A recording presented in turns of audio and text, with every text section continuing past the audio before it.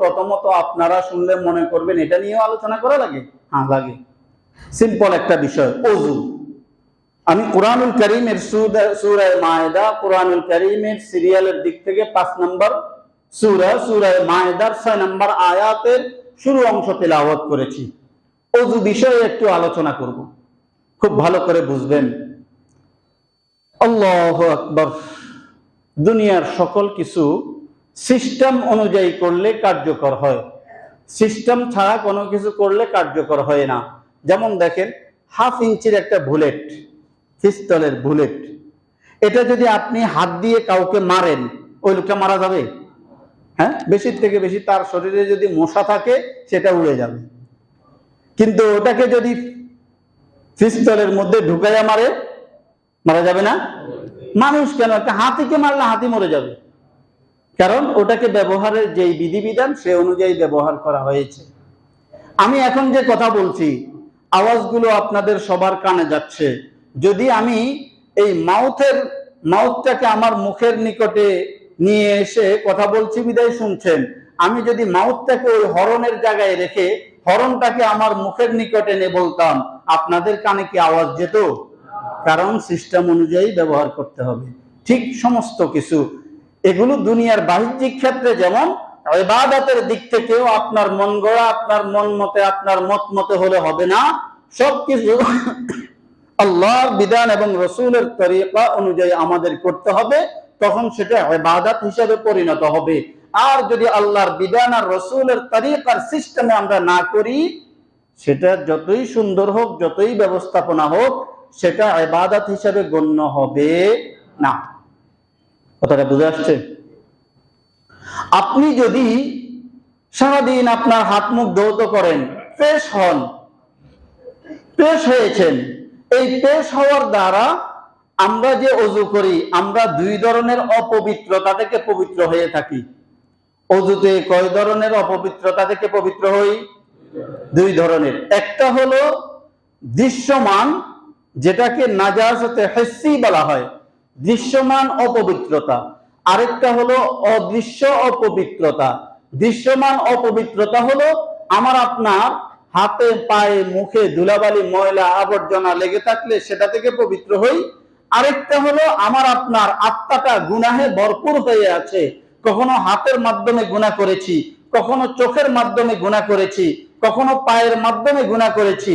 যখন আমরা ওযুর নিয়তে ওযু করে সওয়াব অর্জনের উদ্দেশ্যে ওযু করি, তখন আমাদের দেহ থেকে যেমনি ভাবে ময়লা আবর্জনা দূর হয়, তেমনি ভাবে আমাদের অদৃশ্যমান অপবিত্রতা, গুনাহগুলো ওযুর পানির দ্বারা ধুয়ে চলে যায়। মুসলিম শরীফের হাদিস, নবীজি এইভাবে দেখাইয়া বলতেছেন, এইভাবে দেখাইলেন, বলেন তোমরা যখন ওযু করো, তোমাদের হাতের থেকে, চোখের থেকে, মুখের থেকে গুনাহগুলো তো যায়, এবং কি হাতের যে নখটা আছে, এই নখের নিচে যদি তোমাদের গুনাহ থাকে, সেই গুনাহটাও ধুয়ে চলে যায়। ইমাম আযম আবু হানিফা রাহমাতুল্লাহি আলাইহি, তিনার জীবনের মধ্যে পাওয়া যায়, তিনি সরাসরি দেখতেন ওযুর পানির সাথে যে গুনাহগুলো যাচ্ছে। সুবহানাল্লাহ। আপনারা হয়তো কেউ কেউ বলেন এগুলা ভুয়া কথা, কারামাতুল আউলিয়া হাক্কুন, আল্লাহর কিছু প্রিয় বান্দা আছেন যারা তাদের ইবাদত করতে করতে চোখটাকে গুনাহ থেকে বাঁচাইতে, নিজের চিন্তা মেধা শক্তিকে গুনাহ থেকে বাঁচাতে যখন তিনারা দুনিয়ার গুনাহ ছেড়ে দেয়, তখন তাদের আত্মাটা এতটাই স্বচ্ছ হয়ে যায়, যেটা স্বাভাবিক আমরা দেখি না, তারা অনেক কিছুই দেখতে পায়। হাদিসের মধ্যে পাওয়া যায়, হযরত ওমর ইবনুল খাত্তাব মসজিদে নববীতে খুতবা দিচ্ছেন, ইয়ামানে মুসলিমদের একটা দল, ঘটনা আপনাদের সকলের জানা, মুসলিম যোদ্ধা দল সেখানে যুদ্ধে লিপ্ত। এমন সময় তারা অলস, তারা ওই অবস্থায় বিভিন্ন নিজের কাজকর্ম করছেন, অতর্কিত হামলা করার জন্য শত্রু বাহিনী তৈরি। তিনি মসজিদে নববীতে খুতবা দিচ্ছেন, এমন সময় বললেন, ইয়া সারিয়াতুল জাবাল, হে ইয়ামানের যোদ্ধা দল, তোমরা পাহাড়ের দিকে মনোনিবেশ করো। এই আওয়াজ যখন তাদের কানে পৌঁছলো, মসজিদে নববীতে মদিনায়, আর ইয়ামান দেশের ওই যোদ্ধা দল কোন ধরনের টেলিফোন ছাড়া, স্কাইপি ছাড়া, ইমো, হোয়াটসঅ্যাপ, ভাইবার ছাড়া এই আওয়াজ যখন তাদের কানে গেল, আমিরুল মুমিনিন ওমর ইবনুল খাত্তাব আমাদেরকে বলছেন পাহাড়ের প্রতি মনোনিবেশ করতে। তারা দৌড়ে সকলে পাহাড়ের দিকে গিয়ে দেখলেন শত্রু বাহিনী তাদের উপর অতর্কিত হামলা করতে প্রস্তুত।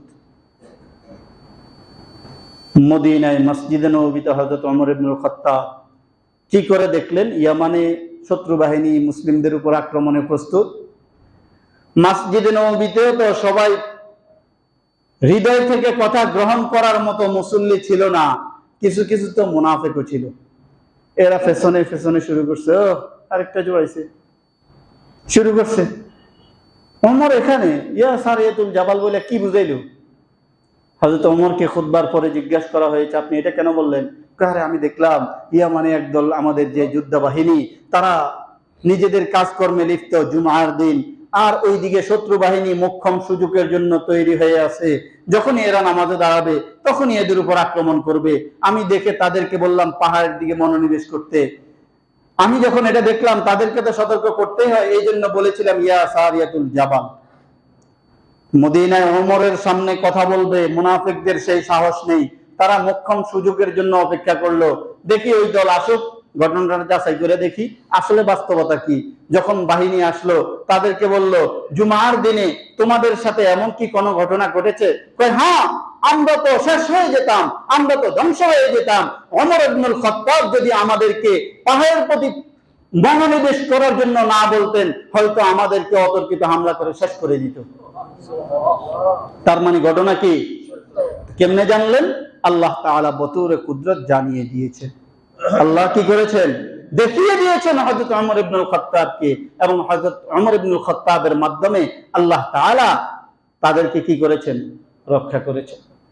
প্রিয় ভাই, এরকম আল্লাহ ওয়ালা বিভিন্ন আল্লাহর প্রিয় ব্যক্তিদের থেকে অনেক সময় আল্লাহ তাআলার কুদরতে এমন অনেক কিছু প্রকাশ পায়। হ্যাঁ, তবে কিছু কিছু আল্লাহ ওয়ালাদের নামে আমাদের সমাজে এত প্রচলিত মিথ্যা তথ্য, মিথ্যা ঘটনা প্রকাশিত, কিছু কিছু ঘটনা আছে এগুলো মানলে ঈমানও থাকবে না। যেমন আব্দুল কাদের জিলানীর ব্যাপারে আছে, তিনার মা একবার ভিক্ষুককে ভিক্ষা দিতে গেছেন। এমন সময় ভিক্ষুক তিনার মায়ের প্রতি কুদৃষ্টি দিয়েছে। আব্দুল কাদের জিলানী পেটের থেকে বাঘের সুরতে আইসা ওই ভিক্ষুককে খেয়ে ফেলছে। এগুলো সব মিথ্যা কাহিনী, এগুলো বানাওয়াট, এগুলো না। আল্লাহ ওয়ালাগণ দুনিয়াতে আসার পরে তাদের সাথে অনেক কিছু ঘটেন।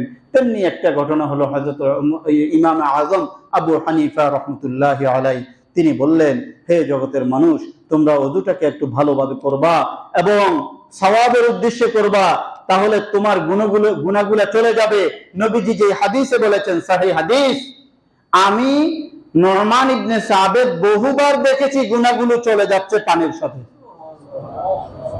এটা হাদিসে আছে, গুনাহগুলো যে যায় এটা হাদিস দ্বারা প্রমাণিত।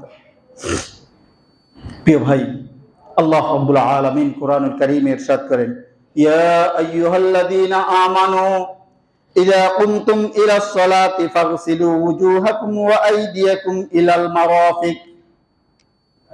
হে ঈমানদারগণ, যখন তোমরা নামাজ পড়ার ইচ্ছা করবে, নামাজের জন্য প্রস্তুতি নিবে, তখন তোমরা কি করবে? ফাগসিলু ওয়ুজুহাকুম, তোমরা তোমাদের পুরো চেহারাটাকে ভালোভাবে ধৌত করো। ওয়া আইদিয়াকুম ইলাল মারাফিক, এবং তোমরা তোমাদের দোনো হাতের কনুই সহ ধৌত করো। ওয়ামসাহু বিরুউসিকুম, তোমরা তোমাদের মাথাকে মাসেহ করো। ওয়া আরজুলাকুম ইলাল কাবাইন, এবং দোনো পায়ের টাকনু সহ ভালোভাবে ধৌত করো। তাহলে আমরা এখানে আল্লাহ রাব্বুল আলামিনের আদেশবাচক শব্দ পেলাম চারটা। তিনটা হলো ধৌত করার আদেশ, একটা হলো মাসেহ করার আদেশ। এই জন্য বলা হয় ওযুতে ফরজ কয়টি? চারটি। ভালোভাবে বুঝবো, ওযুর ক্ষেত্রে ফরজ চারটি। একটি হলো সমস্ত চেহারা ভালোভাবে ধৌত করা, 2 নাম্বার হলো দোনো হাতের কনুই সহ ভালোভাবে ধৌত করা, 3 নাম্বার মাথা মাসেহ করা, 4 নাম্বার দোনো পায়ে টাকনু সহ ধৌত করা। বলেন তো ওযুতে ফরজ কয়টি? কি কি? 1 নাম্বার সমস্ত মুখমণ্ডল ধৌত করা, 2 নাম্বার দোনো হাতের কনুই সহ ভালোভাবে ধৌত করা, 3 নাম্বার মাথা মাসেহ করা, 4 নাম্বার দোনো পায়ের টাকনু সহ ধৌত করা। বলবেন হুজুর এগুলো তো পারি, এগুলো আবার বলা লাগে? হ্যাঁ বলা লাগে। এখানে অনেকগুলো মাসআলা আছে, খুব খেয়াল করবে। এটা হলো ফরজ। আর সুন্নাত হলো যেভাবে আমরা ওযু করি, প্রথমত কুলি করা, নাকে পানি দেওয়া, মিসওয়াক করা, কুলি করা, নাকে পানি দেওয়া, দোনো পুরো সমস্ত চেহারা 3 বার ধৌত করা, দোনো হাতের কনুই সহ 3 বার ধৌত করা, আঙ্গুল খিলাল করা, এরপরে মাথার সমস্ত মাথা একবার মাসেহ করা, এটা সুন্নাত। 4 ভাগের 1 ভাগ মাসেহ করা ফরজ। দোনো পায়ের টাকনু সহ 3 বার ধৌত করা, আঙ্গুলের চিপাগুলা খিলাল করা, এগুলা সুন্নাত। এখন আসুন, এই ফরজ অঙ্গগুলোর কোন একটা অঙ্গে যেগুলো ধৌত করার বিধান, চেহারা, হাত, পা, চেহারা, হাত, পা, এই অঙ্গগুলোর মধ্যে যদি কোনো একটা সামান্যতম অঙ্গ শুকনো থাকে আপনার ওযু করার ক্ষেত্রে, তাহলে আপনার ওযু হবে। এবার আসুন, যারা কাঠের কাজ করি, যারা রাজমিস্ত্রির কাজ করি, যারা এমন কাজ করি যেই কাজের মধ্যে আঠা, সিমেন্ট, এমন কোন জিনিস যদি আমার চেহারায়, আমার হাতে, আমার পায়ে লেগে থাকে, তাহলে শরীরে পানি পৌঁছবে? বিশেষ করে আমার মাইকের আওয়াজ যতটুকু যাচ্ছে, মা বোনরা খেয়াল রাখবেন। অনেক মা বোন প্রসাধনী স্বরূপ, অনেক মা বোন সাজসজ্জা স্বরূপ নখের মধ্যে নেল পালিশ লাগায়, আলতা, কুমকুম, চোখের মধ্যে আইলাইনার, মাস্কেরা, এই জাতীয় বিভিন্ন জিনিস লাগায় যেগুলোর ভেতরে পানি পৌঁছে না। তাহলে তাদের ওযু হবে? ওযু না হলে নামাজ হবে না। খুব খেয়াল রাখবেন। আপনি সুপার গ্লু দিয়ে কোনো একটা কাজ করেছেন, আঙ্গুলের মধ্যে সুপার গ্লু লাগছে, নখের মধ্যে সুপার গ্লু লাগছে, অথবা চেহারার মধ্যে এমন কোন জিনিস লাগছে যেটার কারণে আপনার শরীরে পানি পৌঁছে নাই, আপনার ওযু হবে না। ওযু হলে কি করতে হবে? ওযু করে এসে দেখলেন আরে আপনার আঙ্গুলের চিপা, ওই যে রঙের কাজ করছেন, একটু রং লেগে আছে, ওই রংটাকে তুলে সে ওই শুধু ওই জায়গাটুকু ভিজিয়ে দিলেই ওযু হয়ে যাবে। পুরো আবার নতুন করে ওযু করা লাগবে না। মাসালা কি বুঝে আসছে? ঠিক যেখানে পানি পৌঁছতে প্রতিবন্ধকতা সৃষ্টি হয়েছে সেখানে পানি পৌঁছাই দিলেই ওযু হয়ে যাবে। মেহেদি ব্যবহার করলে, মেহেদি যেটা শুধুমাত্র শরীরকে রঙিন করে, মেহেদি ব্যবহার করলে ওযুতে সমস্যা নেই, কারণ এখানে এমন কোনো প্রলেপ নেই যেটা পানি পৌঁছাইতে প্রতিবন্ধকতা করে। তবে যদি শরীরের মধ্যে কোনো ধরনের স্টিকার লাগায় যেটা শরীরে পানি পৌঁছায় না, সেটা থাকলে ওযু হবে। এই মাসআলাটা ওযুর ক্ষেত্রে যেমন প্রযোজ্য, তেমনি ভাবে কেউ যদি ফরজ গোসল করে, এখন তো বললাম ওযুর ক্ষেত্রে চেহারা, হাত, পা, পায়ের টাকনুর নিচে এই অংশে যদি কোনো জিনিস লেগে থাকে, ফরজ গোসলের ক্ষেত্রে কারো যদি সারা শরীরের কোথাও এমন কিছু লেগে থাকে যেটা পানি পৌঁছাইতে প্রতিবন্ধকতা সৃষ্টি হয়, তাহলে তার ফরজ গোসল আদায় হবে না। ফরজ গোসল আদায় যদি না হয় তাহলে তার নামাজ হবে না। খুব খেয়াল রাখতে হবে। এই জন্য এই জাতীয় জিনিস ব্যবহার থেকে আমাদেরকে বিরত থাকতে হবে। ওযু করলেন ভালো করে, ওযু করার পরে আপনি যদি শুধু কালিমায়ে শাহাদাতটা পড়েন, হযরত ওমর ইবনুল খাত্তাব রাদিয়াল্লাহু তাআলা আনহু থেকে বর্ণিত মুসলিম শরীফের হাদিস, নবীজি সাল্লাল্লাহু আলাইহি সাল্লাম ইরশাদ করেন, যেই ব্যক্তি ওযুর পরে কি পড়বে? কালিমায়ে শাহাদাত, আশহাদু আল্লা ইলাহা ইল্লাল্লাহু ওয়া আশহাদু আন্না মুহাম্মাদান আবদুহু ওয়া রাসূলুহু, আশহাদু আল্লা ইলাহা ইল্লাল্লাহু ওয়াহদাহু লা শারীকা লাহু ওয়া আশহাদু আন্না মুহাম্মাদান আবদুহু ওয়া রাসূলুহু। দুই রকমের যেটাই পড়েন, নবীজি বলেন যেই ব্যক্তি নিয়মিত এই আমলটা করবে, আল্লাহ তাআলা তার জন্য জান্নাতের 8টা দরজা খুলে দিবেন, যেই দরজা দিয়ে ইচ্ছা সে জান্নাতে প্রবেশ করবে। অনেক কঠিন আমল না। এটা ওযুর পরে কালিমায়ে শাহাদাত পড়া হলো একটা রিমোটে জান্নাতের 8টা দরজা খোলার নামান্তর। আপনি একটা রিমোট টেপ দিলেন, 8টা দরজা খুলে গেল, যেটা দিয়ে ইচ্ছা প্রবেশ করবেন। এরপর আল্লাহু আকবার, হযরতে সাইয়্যিদিনা বিলাল রাদিয়াল্লাহু তাআলা আনহু সমাজে একজন অবহেলিত মানুষ, গোলাম ছিল, কত কষ্টই না দিয়েছে তিনাকে। হযরতে বিলাল রাদিয়াল্লাহু তাআলা মক্কার অনেক বড় দানবীর ছিলেন না, মক্কার অনেক বড় শিল্পপতি ছিলেন না, মক্কা মদিনায় যাওয়ার পরেও তিনি আর্থিকভাবে অনেক সচ্ছল ছিলেন না, শারীরিক সৌন্দর্যতা ছিল না, তিনি এলাকায় তেমন একটা প্রভাবশালী ব্যক্তি ছিলেন না, কালো, কুচরে, ঠোঁটমোটা হাফসার একজন গোলাম। নবীজি বললেন, হে বেলাল, আমি যখন জান্নাতে ঘুরতেছিলাম, আমি যখন জান্নাতে গিয়েছি, সেখানে আমি টক টক টক টক করে তুমি হাঁটতেছ, তোমার জুতার আওয়াজ আমি মুহাম্মদুর রাসূলুল্লাহ শুনে আসছি। চিন্তা করছেন সফলতা কাকে বলে? সফলতা কাকে বলে? সমাজের কোন অবস্থানে তিনি ছিলেন না, কিন্তু জান্নাতে নবীজি কি শুনেছেন? জুতার আওয়াজ শুনেছেন। নবীজি বলেন, বেলাল, তোমার এমন কি আমল, তুমি আমাকে একটু বলো তো, তোমার এমন কি আমল, তুমি আমাকে একটু বলো। হযরত বিলাল বলেন, ইয়া রাসূলুল্লাহ, তেমন আমল তো আমার নেই, আপনি যা বলেন এটা অন্যরা যেমন আমল করে আমিও আমল করি। ইয়া রাসূলুল্লাহ, স্পেশাল কোনো আমল তো আমার নেই, তবে আমি একটা আমল সব সময় করার চেষ্টা করি, সেটা হলো দিনে রাত্রে সব সময় আমি ওযু অবস্থায় থাকার চেষ্টা করি এবং ওযু করেই 2 রাকাত তাহিয়াতুল ওযু, ওযুর 2 রাকাত নামাজ আমি আদায় করি, এটাই আছে। নবীজি বললেন, ও বেলাল, তুমি সব সময় ওযুর হালতে থাকো, এজন্য আল্লাহ তাআলা তোমাকে এমন মর্যাদা দান করেছে। السابقون الأولون من المهاجرين والأنصار والذين اتبعوهم بإحسان رضي الله عنهم ورضوا عنه। আল্লাহ কোরআনুল কারীমে ইরশাদ করেন, ও আমার বান্দা শুনে রাখো, আমার সাহাবায়ে আউয়াল সাহাবায়ে কেরাম এবং যারা তাদের অনুসরণ করবে কিয়ামত পর্যন্ত, তাহলে হযরত বিলালের এই আমলের অনুসরণ যারা করবে, এই আমলের অনুসরণ যারা করবে, যারা দিনে রাতে সব সময় ওযুর হালতে থাকার চেষ্টা করবে, আল্লাহ তাআলা ওযুর মাধ্যমে বিলালকে যেই মর্যাদা দান করেছেন, সেই মর্যাদা আমাদেরকেও দান করবেন কিনা?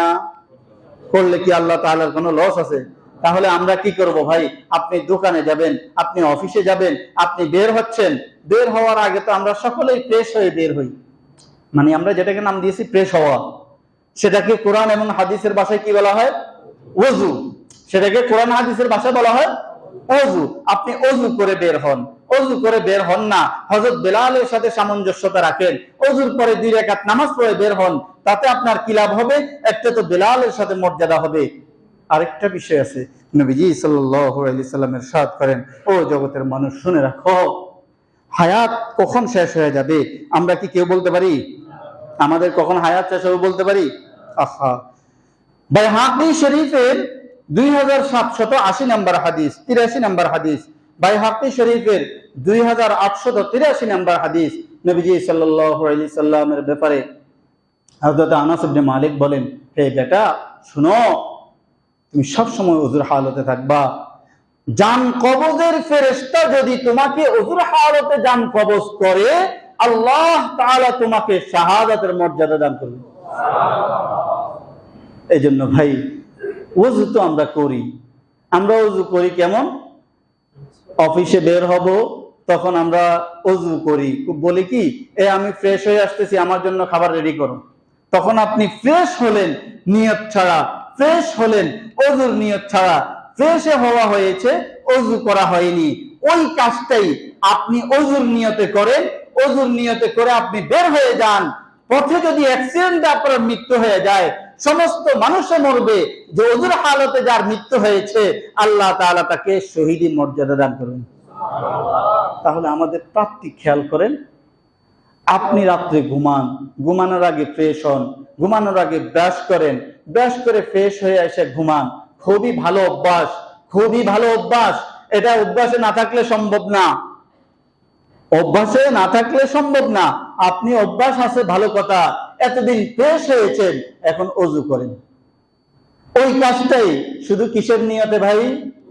ওযু করার নিয়তে, ওযুর নিয়তে। আপনি যাচ্ছেন কোন একটা মামলায়, আপনি যাচ্ছেন কোন এক জায়গায় মিটিং করবেন, আপনি যাচ্ছেন কোথাও একটা জরুরি কাজে, ওযু করে বের হন, তাতে আল্লাহ তাআলা আপনার উপর রহমত বর্ষণ করবে, ওই কাজটা আপনার জন্য আল্লাহ সহজ করে দিবে।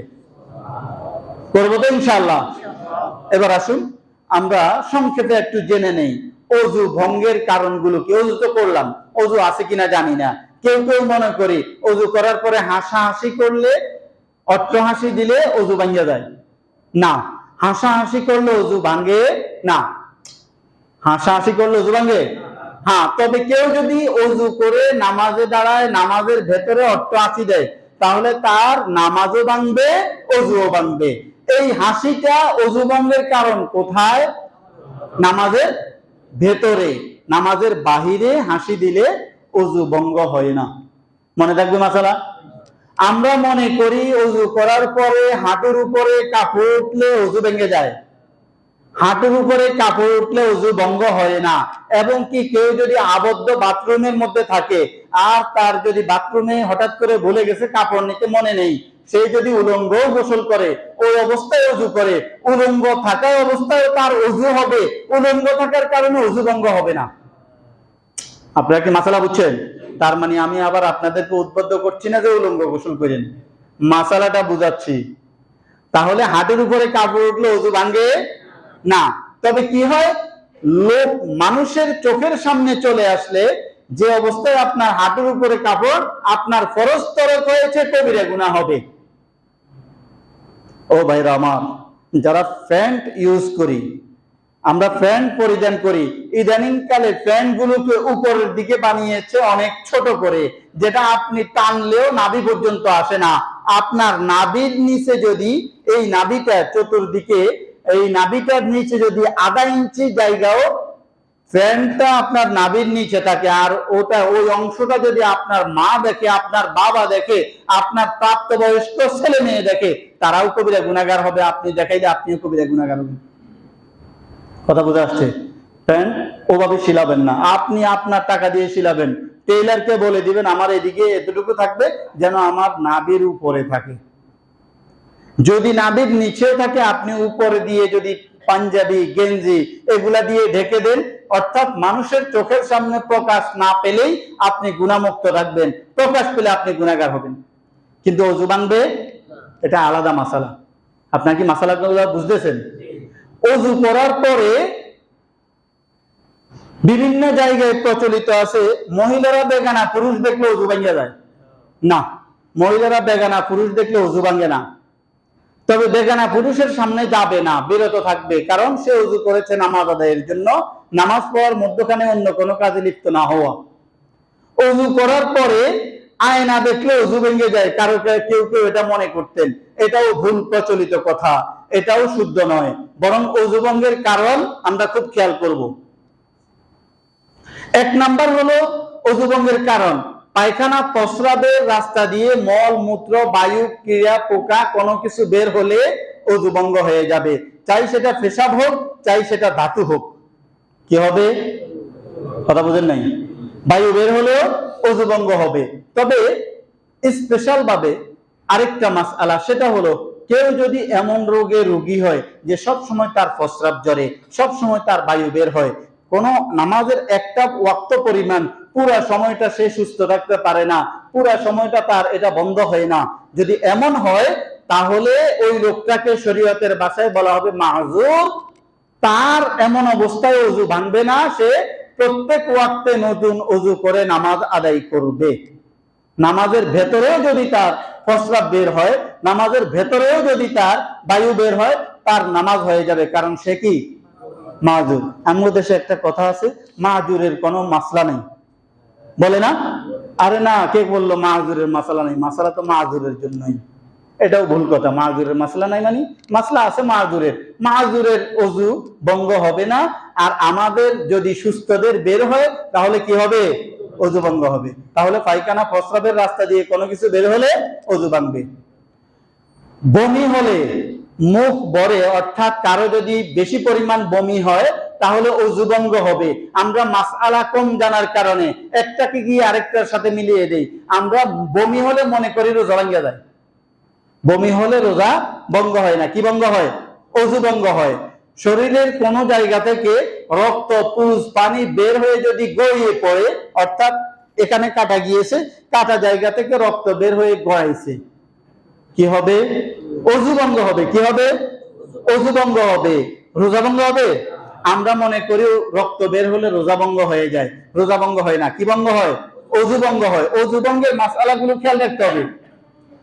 আপনি ব্রাশ করতে গিয়ে আপনার দাঁতের মাড়ি থেকে রক্ত বের হয়েছে, রক্তের পরিমাণ বেশি ছিল, থুতু দেখলেন লাল হয়ে গেছে, ব্যাস আপনার ওযু ভঙ্গ হয়ে যাবে। এই রক্ত বন্ধ হওয়া পর্যন্ত অপেক্ষা করবেন, এরপরে আপনি ওযু করে নামাজ আদায় করবেন। কথা বুঝে আসছে? ওযু করার পর কেউ যদি কোনো কারণে অজ্ঞান, সেন্সলেস হয়ে যায়, তাহলে তার অজ্ঞান হয়ে যাওয়ার কারণে ওযু ভঙ্গ হবে। জ্ঞান আসার পরে সে যদি নামাজ পড়ে আবার ওযু করতে হবে। কথা বুঝে আসছে? ওযু করার পর কেউ যদি ঘুমিয়ে পড়ে, কাত হয়ে ঘুমাইলো, অথবা চিত হয়ে ঘুমিয়েছে, অথবা এভাবে হেলান দিয়ে, খেয়াল করেন, এই জুমার দিন মসজিদে আসছে, চেয়ারের মধ্যে এভাবে হেলান দিয়ে নাক ডেকে ঘুমাচ্ছে, বা ওয়ালের সাথে হেলান দিয়ে নাক ডেকে ঘুমাচ্ছে, তাহলে তার কি হয়ে যাবে? ওযু ভঙ্গ হয়ে যাবে। নামাজ পড়তে হলে কি করতে হবে? ওযু করতে হবে। হেলান দিয়ে ঘুমাইলে কি হয়ে যায়?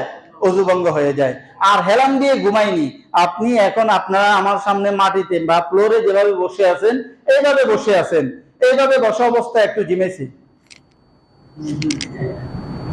তাহলে ওযু ভঙ্গ হবে না। ওযু ভঙ্গ, তবে ঘুম যদি এই বসা অবস্থায় এতটুকু গভীর হয়, এই বসা থেকে পড়ে গেছে, বসা থেকে কি হয়েছে? পড়ে গেছে, তাহলে ওযু ভঙ্গ হয়ে যাবে। মাসালা কি বুঝে আসছে? ওযু ভঙ্গের শেষ কারণ, যেটা আগেও বলেছি, সেটা হলো কেউ যদি নামাজের মধ্যে অট্টহাসি দেয়, নামাজের মধ্যে অট্টহাসি দেয়, তাহলে তার ওযু ভঙ্গ হয়ে যাবে। হাসি তিন প্রকার, যেটা আমি প্রায় সময় আপনাদেরকে বলেছি। একটা হলো মুস্কি হাসি, এই হাসি দিলে নামাজও ভাঙে না, ওযুও ভাঙে না। আরেকটা হলো মৃদু হাসি, যে হাসির আওয়াজ হয় আশপাশের এক দুইজনে শুনে, এই হাসি দিলে নামাজ ভঙ্গ হয়, ওযু ভঙ্গ হয় না। আরেকটা হলো অট্টহাসি, যে হাসি দিলে আশপাশের দুই একজন না, পুরা একটা জামাত শুনে, বেশ কিছু মানুষের শুনে যায়, এমন হাসি নামাজের মধ্যে হাসলে ওযুও ভাঙে, নামাজও ভঙ্গ হয়। কথা কি বুঝে আসছে? এই যে 7টা বিষয় বললাম ওযু ভঙ্গের, এগুলো ছাড়া অন্য কোনো কারণে ওযু ভঙ্গ হয় না। তাহলে যে ওযু ভঙ্গের কারণগুলো বললাম, এখানে কি কাপড় উঠাইলে ওযু ভাঙে? এখান থেকে আপনাদের কি ভালো করে মনে রাখতে হবে, ওযুর মাসআলাগুলো জেনে যেই ব্যক্তি ওযুকে ঠিকভাবে আদায় করবে, আল্লাহ রাব্বুল আলামিন খুশি হয়ে তার থেকে গুনাহগুলোকে দূর করে দেবেন। তাহলে আমরা সওয়াবের নিয়তে ওযু করব তো ইনশাআল্লাহ। ওযুর মাসআলাগুলো জেনে